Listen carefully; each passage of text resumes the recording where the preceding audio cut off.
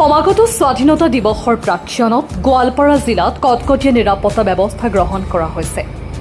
স্থলভাগৰ সমান্তৰালভাৱে ব্ৰহ্মপুত্ৰৰ জলপথতো সষ্টম হৈ পৰিছে গোৱালপাৰা আৰক্ষী। গোৱালপাৰাৰ পঞ্চৰত্ন নদী আৰক্ষীয়ে স্বাধীনতা দিৱসৰ প্ৰাক্ষণত ব্ৰহ্মপুত্ৰৰ বুকুত আৰম্ভ কৰিছে বিশেষ টহল অভিযান।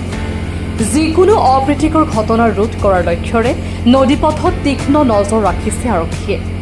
হাতে হাতে ত্ৰিৰংগা পতাকা লৈ নাৱেৰে ব্ৰহ্মপুত্ৰৰ বুকুত টহল দি থকা নদী আৰক্ষীৰ দৃশ্যই দেশপ্ৰেমৰ এক অনন্য বাৰ্তাও বহন কৰিছে। স্বাধীনতা দিৱসৰ সময়ছোৱাত নদীপথেৰে যাতে কোনো ধৰণৰ সন্দেহজনক লোক বা সামগ্ৰী চলাচল কৰিব নোৱাৰে তাৰ প্ৰতি বিশেষ নজৰ দিয়া হৈছে।